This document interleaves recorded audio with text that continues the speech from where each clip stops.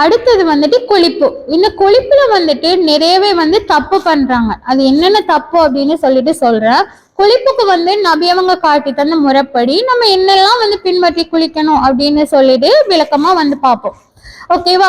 இப்போ வந்துட்டு உங்களுக்கு பீரியட்ஸ் கிளியர் ஆயிடுச்சு, நீங்க அந்த கடமை குளிப்ப குளிக்க போறீங்க அப்படின்னு சொன்னா நபி அவங்க காட்டி தந்த முறை என்ன அப்படின்னா, ஃபர்ஸ்ட்டுக்கு ஒவ்வொரு செஞ்சுக்கணும். ஒவ்வொரு செஞ்சுட்டு அதுக்கப்புறமா நம்ம குளிக்க ஸ்டார்ட் பண்ணணும். குளிக்க ஸ்டார்ட் பண்றது வந்து வலது பக்கம், நம்ம வந்துட்டு வலது பக்கம் தலை சைடா நலையிற மாதிரி அந்த தண்ணி வந்து வலது பக்கம் உடம்பு நலையிற மாதிரி நம்ம குளிக்க ஸ்டார்ட் பண்ணணும். ஸ்டார்ட் பண்ணிட்டு தான் நம்ம ஃபுல்லாவே வந்து உடம்பு நலையிற மாதிரி தண்ணியில வந்து உடம்ப கொடுக்கணும். ஆனா நம்ம ஃபர்ஸ்ட்டுக்கு வலது பக்கம் அந்த தண்ணி படுற மாதிரி ஸ்டார்ட் பண்றப்போ நம்ம வந்துட்டு இந்த கடமை குளிப்ப ஹைலோட இந்த கடுமையான குளிப்ப அல்லாஹுக்காக குளிக்கிறேன் அப்படின்னு நம்ம மனசாலே நியத்து வச்சுட்டு குளிச்சா சரி. ஆனா சில பேர் வந்துட்டு என்ன பண்றாங்க அப்படின்னா, நிறைய வந்துட்டு துவாக்கள் செலவாத்துக்கள் இந்த மாதிரி எல்லாம் வந்துட்டு ஓதுறாங்க. அப்படி வந்து எதுவுமே ஓதணும் அப்படின்னே கிடையாது. நபி அவங்க காட்டி தந்த முறை வந்து நம்ம நியத்து வச்சு குளிக்கணும். அது போக வந்துட்டு அது ஓதலாம் இது ஓதலாம்லாம் ஓதுறது கிடையாது. அடுத்தது வந்துட்டு நம்மளோட முடி சட்டை நம்ம வந்து என்ன செய்யணும், அவிழ்த்திடணும். ஆயிஷா ரலியல்லாஹு அன்ஹா அவங்களுக்கு வந்து நபி அவங்க சொல்லியிருக்கிற சொன்னது வந்துட்டு ஹதீஸ்ல வந்து பதியப்பட்டது வந்து எப்படின்னா, நீங்க வந்துட்டு முடி வந்துட்டு பின்னி இருந்தாலும் அந்த பின்னலையுமே வந்து நீங்க அவிழ்த்து விட்டுடுங்க. உங்களோட உடம்பு பூரா நம்மளோட அந்த தண்ணி படணும். நம்மளுக்கு வந்து அந்த கூந்தல்ல இருந்து நம்மளோட முடியில இருந்து நம்மளோட உடம்பு பூரா அந்த தண்ணி படணும். அந்த படுற மாதிரி நீங்க அம்மா குளிக்கணும். அடுத்தது வந்துட்டு இது சரி மனம் பூசி குளிச்சுக்கோங்க அப்படின்னு சொல்லிட்டு வந்துட்டு ஹதீஸ்ல வந்து சொல்லப்பட்டிருக்கு. மனம் வந்து சொன்னா கஸ்தூரியை வந்து கஸ்தூரியை வந்து சொல்லியிருக்கிறாங்க. கஸ்தூரி இருந்தா கஸ்தூரியை வந்து அந்த உறுப்புல வந்து தேய்ச்சி குளிச்சுக்கோங்க அப்படின்னு. ஆனா நமக்கெல்லாம் வந்துட்டு அந்த கஸ்தூரி ரொம்ப விலை கூட இல்லையா, அதெல்லாம் வந்துட்டு வேண்டது சாத்தியப்படாது. அதனாலதான் நம்ம வந்து சோப் வந்து போட்டு குளிக்கிறோம். சோப் வந்து போட்டு குளிச்சாலே நம்மளோட அந்த கடமை குளிப்பு வந்துட்டு முடிஞ்சிடும். ஆனா இது போக இந்த நேரத்தோட ஸ்டார்ட் பண்றதுக்கு ஒரு துவா செலவாத்து, இடையில ஷோப் போடுறதுக்கு ஒரு செலவாத்து, அடுத்தது வந்துட்டு கிருதியை முடிக்கக்குள்ள அந்த குளிப்பை வந்து முடிக்கக்குள்ள ஒரு செலவாத்து, 2 3 நீயத்து, இந்த மாதிரி எல்லாம் வைக்கிறது எதுவுமே வந்து நமக்கு மார்க்கத்துல சொல்லப்படல. இந்த மாதிரியான தப்புகள்லாம் நீங்க பண்ணிட்டு இருக்கிறீங்களா இருந்தா இந்த வீடியோ பார்த்ததுல இருந்து இந்த மாதிரியான விஷயங்களை விட்டுடுங்க. இது வந்து ஒரு பிதத்துக்கள். இது வந்து இந்த மாதிரியெல்லாம் செய்யணும். நான் எல்லாம் வந்து பார்த்துருக்கிறேன். நிறைய வந்து இந்த அளவு பேப்பர்ஸ்ல எல்லாம் வந்துட்டு எழுதி வச்சுட்டு துவாக்கள் செலவாத்துக்கள் எல்லாம் வந்துட்டு எழுதி வச்சுட்டு பாடமாக்குவாங்க. இப்போ வந்துட்டு நம்ம வயதுக்கு வந்த பெண்களுக்கு எல்லாம் வந்துட்டு எழுதி கொடுப்பாங்க, இதெல்லாம் பாடமாக்கணும், இதெல்லாம் ஓதணும் அப்படின்னு. அப்படி எதுவுமே கிடையாது. இது மட்டும்தான் நம்ம ஃபாலோ பண்ண வேண்டிய விஷயம். நான் உங்ககிட்ட ஒண்ணு கேட்கிறேன். நம்ம வந்து இப்ப மலசல கூடத்துல வந்துட்டு அல்லாஹ் அப்படின்னு சொல்லி மொழியிறதே வந்து நமக்கு வந்துட்டு தடை செய்யப்பட்டிருக்கு. இப்ப நம்ம மலைசில கூட போறோம் அப்படின்னாலுமே நம்ம வெளியில நின்று மலைசில கூடத்துக்கு வெளியில நின்றுதான் நம்ம அந்த துவாவை ஓதிட்டு உள்ளுக்கு போகணும். அதே மாதிரி வெளியில வந்துதான் நம்ம என்ன செய்யணும், வெளியில வந்து துவாவையே ஓதணும். உள்ளுக்குள்ள வந்து அல்லாஹ் அதான் சொல்றதே, நம்ம ஒரு குர்ஆன் ஆயத்து ஓதியா ஒரு துவா செய்யா அத அல்லாஹ் என்று சொல்றதே நமக்கு தடை செய்யப்பட்டிருக்கோ. நீங்க எப்படி வந்துட்டு இந்த மாதிரியான துவாக்கள் இந்த மாதிரியான செலவாத்துக்கள் இப்படி எல்லாம் நீங்க ஓதுவீங்க? நீங்களே யோசிச்சு பாக்குறீங்க அப்படின்னு சொன்னா உங்களுக்கே விளங்கும் இதெல்லாம் வந்து ஒரு பொய்யான விஷயம் அப்படின்னு சொல்லிட்டு விளங்கும். ஓகேவா? இது வந்து மார்க்கத்துல கொண்டு வரப்பட்ட பிதஅத். இன்னையில இருந்து இந்த தப்ப பண்ணிடாதீங்க. இவ்வளவு காலம் செஞ்சதுக்காக அல்லாஹ் தஆலாட்ட மன்னிப்பு தேடிக்கோங்க, மன்னிப்பு தௌபா செஞ்சுக்கோங்க, மன்னிப்பு கேட்டுக்கோங்க. ஓகேவா? இப்போ திருப்ப சொல்றேன். அந்த குளிப்பு எப்படி குளிக்கணும் அப்படின்னா, நம்ம ஃபர்ஸ்ட் வந்து உலோ செஞ்சுக்கணும். அடுத்தது வந்துட்டு வலது பக்கம் தண்ணி படுற மாதிரி தான் நம்மளோட உடம்ப கொடுக்கணும், தலையை கொடுக்கணும். அந்த தலையை கொடுக்கறப்போ வந்துட்டு நியத்து வைக்கணும். என்ன நியத்து, இந்த ஹைவக்கான கடுமையான பெருந்தொடக்கான குளிப்ப அல்லாஹ்க்காக குளிக்கிறேன் அப்படின்னு நம்ம மனசுல நினைச்சிட்டு குளிச்சா சரி. அது போக எதுவுமே ஓதுறது எதுவுமே கிடையாது. அடுத்தது வந்துட்டு ஏதாச்சும் ஒரு மனம் பூசி குளிச்சுக்கணும். இது இவ்வளவுதான் நம்ம வந்துட்டு பின்பற்ற வேண்டிய விஷயம். ஓகேவா?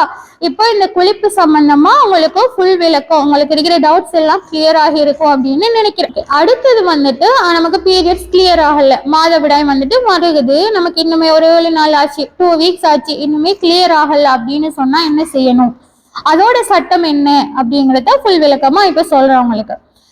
15 நமக்கு வந்துட்டு பீரியட்ஸோட டேட் வந்து என்ன அப்படின்னா குறைஞ்சது வந்து 3 நாள். ஓகேவா? மேக்சிமம் வந்துட்டு 7 நாள், அது தாண்டி கூடுதலான நாள் வந்துட்டு 15 நாள். இது இவ்வளவுதான் வந்து நமக்கு அந்த பீரியட்ஸோட நாளா மாதவிடாயோட நாட்களா கருதப்படுற நாட்கள். இது தவிர்த்து உங்களுக்கு வந்து ஒரு 15 நாளை தாண்டிடுச்சு, உங்களுக்கு அந்த மாதவிடாய் வந்து 15 நாளை தாண்டிடுச்சு, பட் இன்னுமே உங்களுக்கு கிளியர் ஆகல அப்படின்னு சொன்னா அது வந்து பீரியட்ஸா கருதப்படாது, இஸ்திஹாலா அப்படின்னு சொல்லிட்டு சொல்லுவாங்க. அது வந்துட்டு தொடர் உதிரப்போக்கு, அது வந்து ஒரு நோய்.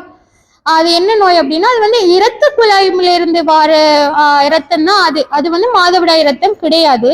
அதுக்குரிய சட்டமும் வந்து நபி அவங்க விளக்கமா நமக்கு சொல்லியிருக்காங்க. இந்த மாதிரி உங்களுக்கு கண்டினியூஸா வருது, கிளியர் ஆகல அப்படின்னா அது ஒரு நோய், அதுக்கு இஸ்திஹாலா அப்படின்னு சொல்றது. அந்த டைம்ல நீங்க என்ன செய்யணும், நீங்க தொழலாமா, நீங்க ஓதலாமா அப்படின்னு சொல்லிட்டு விளக்கமா சொல்றேன். ஓகேவா? இப்போ உங்களுக்கு 15 நாள் தாண்டிடுச்சு. அந்த நாள்ல நீங்க என்ன செய்யணும் அப்படின்னா 15 நாள் ஆனதுமே நீங்க கடமை குளிப்பு எப்படி நிறைவேற்றணும்னு இதுக்கு முதல் வீடியோல பாத்தீங்களோ அதை பின்பற்றி நீங்க கடமை குளிப்பை குளிச்சிடுங்க. மாதவிடாய் தொடக்குக்காக அந்த தொடக்க பெருந்தொடக்க நிக்கிறதுக்காக அல்லாஹ்க்காக குளிக்கிற நீயத்து வச்சு குளிச்சுட்டு நீங்க அண்டையில இருந்து நீங்க வளமை போல நம்ம மற்ற நாட்கள்ல தொழுறது போல நீங்க தொழ ஆரம்பிக்கணும். அதே மாதிரி அந்த டைம்ல நீங்க வளமையான நாட்கள்ல செய்யற எல்லா அமல்கள் இபாதத்துகளும் நீங்க செய்யலாம். குர்ஆன் ஓதலாம், மஸ்ஜிதுக்கு போகலாம், தவாபு செய்யலாம், இது செய்யலாம். ஆனாலுமே வந்து நீங்க பின்பற்ற வேண்டிய விஷயம் என்ன அப்படின்னா தொழுகை. இப்ப தொழணும் அப்படின்னா எப்படி தொழணும் அப்படின்னு சொல்லிட்டு நபி அவங்க சொல்லியிருக்காங்க அப்படின்னு இந்த இஸ்திஹாலா டைம்ல வந்துட்டு ஒவ்வொரு தொழுகைக்கும் வந்துட்டு நீங்க வந்துட்டு மர்மொருப்ப கழுவிட்டு ஒலு செஞ்சுக்கணும். ஒவ்வொரு தொழுகைக்கு இப்போ ஒரு ஒலு மூலம் நீங்க 2 தொழுகை 3 தொழுகை நிறைவேற்ற முடியாது. இப்போ ஒரு லுஹருக்கு ஒலு செஞ்சு இருந்துட்டு நம்ம அசர் தொழுகை வரைக்கும் நம்ம லுஹரை தொழுதுட்டு அசர் தொழுகை வரைக்கும் வெயிட் பண்ணி நம்ம அசரை தொழுவோம் அப்படின்னா வந்து அதுக்கு அவ்வளோ நன்மைகள் இருக்கு. அதுவுமே ஹதீஸ்ல சொல்லப்பட்டது. அந்த மாதிரி நம்ம இந்த டைம்ல பின்பற்ற முடியாது. ஒரு ஒலுவுல நீங்க 2 தொழுகையெல்லாம் தொழ முடியாது. ஒவ்வொரு தொழுகைக்கும் நீங்க என்ன செஞ்சுக்கணும், மறுமொருப்ப கழுவிட்டு நீங்க உங்களோட அந்த பேர்ஸ் எல்லாம் வந்து சேஞ்ச் பண்ணிட்டு நீங்க வந்துட்டு தொழுகையை வந்து தொழணும். ஒலு செஞ்சுட்டு நீங்க தொழணும். ஒவ்வொரு தொழுகைக்கும் ஒலு செஞ்சுட்டு தொழணும். அது மாதிரி தான் குர்ஆன் ஓதுறதும் வந்து நீங்க இந்த மாதிரி சுத்தமாகிட்டு நீங்க குர்ஆன் ஓதணும். அது போக இந்த டைம்ல நமக்கு எதுவும் பீரியட்ஸ் அப்படின்னு நினைச்சு நீங்க தொழுகையை ஹவா செய்தல் கூடாது. இது வந்து நமக்கு சொல்லப்படலை, நபி அவங்க காட்டி தந்தது. இந்த மாதிரி உங்களுக்கு இருக்கு, 15 நாட்களை தாண்டி உங்களுக்கு இப்படி இருக்கு அப்படின்னா நீங்க தொழுகையை விட்டுறாதீங்க. நமக்கு அந்த நாட்கள்ல தொழுகை, நோன்பு, அதோட வந்துட்டு குர்ஆன் ஓதுறது எல்லாமே நமக்கு ஆகமாக்கப்பட்டுடுச்சு, கடமையாக்கப்பட்டுடுச்சு. இந்த நாட்கள்ல நீங்க தொழுகையை விடுறீங்க அப்படின்னா நீங்க ஹவா செய்றீங்க, நீங்க தொழுகை விடுறீங்க, அது உங்களுக்கு பாவமா எழுதப்படும். ஓகேவா? அதனால நீங்க 15 நாட்களுக்கு உங்களுக்கு பீரியட்ஸ் தாண்டிடுச்சு அப்படின்னு சொன்னா நீங்க என்ன செய்யுங்க, குளிச்சுட்டு தொழுகையை எடுத்துடுங்க. அதுக்காக வந்து ட்ரீட்மெண்ட் எடுத்துக்கோங்க. டாக்டர்ஸ் கிட்ட போயிட்டு இந்த மாதிரி இருக்கு எனக்கு அப்படின்னு சொல்லி நீங்க அது ஒரு நோய், அதனால அதுக்குரிய ட்ரீட்மெண்ட்டை எடுத்துக்கோங்க. மற்றபடி தொழுகையை வந்து விட்டுடாதீங்க இந்த மாதிரியான நாட்கள்ல. ஸோ இந்த இஸ்திஹாலா அப்படிங்கிறதோட விளக்கம் விளங்கியிருக்கும். ஸோ கண்டிப்பா இதை ஞாபகம் வச்சுக்கோங்க. பீரியட்ஸோட கடைசி நாள் வந்துட்டு நமக்கு அனுமதிக்கப்பட்ட நாள் வந்து 15 நாள் தான். ஆக குறைஞ்சது 3 நாள். நமக்கு அளவா வர்றது மேக்சிமமா வந்துட்டு 7 நாள், அதை விட கூடிய வர்றது 15 நாள் தான். அதை தாண்டி வருது அப்படின்னு சொன்னா இதை வந்து பின்பற்றிக்கோங்க. அடுத்தது வந்து நிஃபாஸ் அப்படின்னு சொல்லிட்டு சொன்னா வந்துட்டு என்ன, பிள்ளை பேரு டைம்ல வந்துட்டு வர ரத்தம், அதைத்தான் வந்துட்டு நிஃபாஸ் அப்படின்னு சொல்லுவாங்க. அதோட விளக்கம் வந்துட்டு பார்ப்போம். அது வந்துட்டு ஹதீஸ்ல வந்து சொல்லப்பட்ட விஷயம். நம்ம என்ன செய்யணும் அப்படின்னா பிள்ளை கிடைச்ச உடனே வந்துட்டு நபி அவங்க வந்துட்டு குளிக்க சொல்லியிருக்காங்க நம்மள. ஆனா சில பேர் வந்துட்டு 7 நாளைக்கு தண்ணி படக்கூடா, குளிக்க போகக்கூடா அப்படின்னு சொல்லுவாங்க. ஆனா நம்ம முடிஞ்ச அளவு வந்துட்டு நமக்கு குழந்தை கிடைச்சி நம்ம ஹாஸ்பிட்டல்ல இருந்து வீட்டுக்கு வந்துட்டோம் அப்படின்னாலே வந்து உடனே குளிச்சுக்கோங்க. ஏன்னா வந்து நம்ம வந்து சுத்தமா இருக்கணும் இல்லையா, குழந்தைய தூக்கணும், இது செய்யணும். நம்மளோட மார்க்கத்துல ஒரு விஷயம் சொல்லப்படுது அப்படின்னாலுமே அதுக்கு அவ்வளோ விளக்கம் இருக்கும், அதனோட இதுவும் இருக்கும். இப்போ நான் சொல்லியிருந்தேன் அந்த பீரியட்ஸ் டைம் நமக்கு மாதவிடா டைம்ல எல்லாம் நமக்கெல்லாம் வந்துட்டு ரொம்ப உடம்பால இயலாம இருக்கும் அப்படிங்கிறதுனாலதான் அல்லாஹ் என்ன செய்யறான், நமக்கு நீங்க தொழாதீங்க, நோம்பு நோக்காதீங்க, இந்த மாதிரி எல்லாம் நீங்க செய்யாதீங்க, உங்களுக்கு கஷ்டமா இருக்கும் அப்படிங்கிறதுனால நமக்கு எல்லாம் தடை செஞ்சிருக்கான். நம்மளோட மார்க்கம் ரொம்பவே இலகுவான மார்க்கம். அதே மாதிரி அது சொல்ற விஷயங்கள்லயுமே வந்து பல நன்மைகள் இருக்கும். இப்ப கூட இந்த நிஃபாஸ் டைம்ல ஏன் குளிங்க அப்படின்னு நபி அங்க சொல்லியிருக்காங்க அப்படின்னு நம்ம யோசிச்சு பார்த்தோம்னா நமக்கே விளங்கும். நம்ம வந்துட்டு அந்த டைம் என்ன செய்யணும், குழந்தை கிடைச்ச உடனே நம்ம குளிச்சிடணும். அப்பதான் நம்ம வந்து என்ன செய்யலாம், நம்ம வந்து அந்த துப்புரவா அந்த குழந்தைய தூக்குறப்போ நோய் இல்லாம இது இல்லாம, ஏன்னா நமக்கு வர அந்த கழிவு ரத்தம் இதெல்லாம் வந்து நம்மள படும், இது செய்யும். அதனாலதான் வந்து குளிப்பை வந்து குளிக்க சொல்லியிருக்காங்க. நிஃபாஸ் வந்து வந்தாலும் குழந்தை கிடைச்ச உடனே குளிங்க அப்படின்னு சொல்லியிருக்காங்க. ஆனா நம்ம என்ன பண்ணுவோம், இந்த ஆக்களோட பேச்சு கேட்டுட்டு குழந்தை கடிச்சிருச்சு, ஒரு 7 நாளைக்கு குளிக்கப்பட, 11 நாளைக்கு குளிக்கப்பட அப்படிலாம் இருப்பீங்க. ஆனா அப்படியெல்லாம் பண்ணாதீங்க. முடிஞ்ச அளவு வந்துட்டு நம்மளோட மார்க்கஸோட விஷயத்த பின்பற்றினாலே நமக்கு எல்லாமே வந்து என்ன செய்யும், கரெக்டா நடக்கும். ஸோ நிஃபாஸோட சட்டம் வந்து குழந்தை கிடைச்ச உடனே குளிச்சுக்கோங்க. அடுத்தது வந்துட்டு நிஃபாஸோட வந்துட்டு அந்த இதான அளவு நாள் வந்துட்டு ஒரு நாள், குறைஞ்சது வந்து ஒரு நாளே சில பேருக்கு வந்துட்டு கிளியர் ஆகும். பட் அப்படி நம்ம பார்த்து இல்லை, மேக்சிமம் வந்து 40 நாள் சொல்லப்படுது. 40 நாள்லயும் வந்து உங்களுக்கு வந்து அந்த நிஃபாஸ் வந்து கிளியர் ஆகல அப்படின்னா 60 நாள் வரைக்கும் வெயிட் பண்ணுங்க. அந்த 60 நாள் வரைக்கும் வெயிட் பண்ணியும் உங்களுக்கு இல்லை, உங்களுக்கு இப்படி இது இல்லை அப்படின்னு சொன்னா நீங்க என்ன செய்யுங்க, அந்த இஸ்திஹாலாவோட சட்டம் சொன்னோம் இல்லையா, அதை வந்து ஃபாலோ பண்ணிக்கோங்க. அதை ஃபாலோ பண்ணி நீங்க என்ன செஞ்சுக்கணும், தொழுதுக்கணும், இது செஞ்சுக்கணும். அதோட ட்ரீட்மெண்ட்டை வந்து நீங்க எடுத்துக்கோங்க.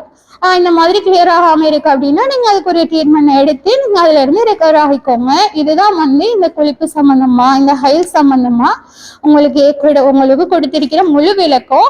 இந்த வீடியோ வந்து உங்களுக்கு முடிஞ்ச அளவு உங்களுக்கு என்னெல்லாம் டவுட்ஸ் இருக்குமோ அது எல்லாமே கிளியர் ஆகி இருக்கும் அப்படின்னு நினைக்கிறேன். இந்த ஹைல் சம்பந்தப்பட்ட அனைத்து விடயங்களுமே உங்களுக்கு கிளியர் ஆகி இருக்கும் அப்படின்னு நினைக்கிறேன். உங்களுக்கு இந்த வீடியோ ரொம்ப யூஸ்ஃபுல்லா இருக்கும்னு நினைக்கிறேன். எல்லா பெண்களுக்குமே இருக்கிற டவுட்ஸ் எல்லாம் கிளியர் ஆகி இருக்கும்.